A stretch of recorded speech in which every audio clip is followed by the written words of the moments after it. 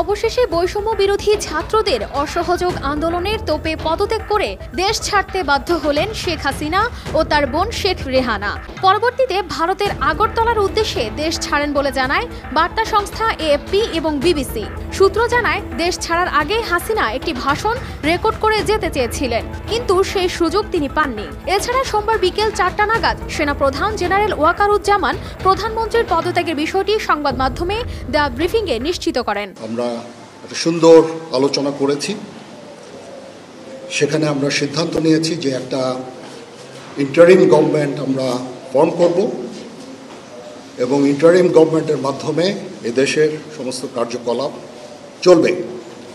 আমরা এখন মহামান্য রাষ্ট্রপতির কাছে যাব যে এই ইন্টারিম গভর্নমেন্ট ফর্মের ব্যাপারে ওনার সাথে আলাপ আলোচনা করে আমরা একটা ইন্টারিম গভর্নমেন্ট ফর্ম করে দেশ পরিচালনা করব। এদিকে নিরাপত্তা বাহিনীর ব্যারিকেড ভেঙে বেলা 3টার দিকে গণভবনে ঢুকে পড়েন আন্দোলনকারীরা।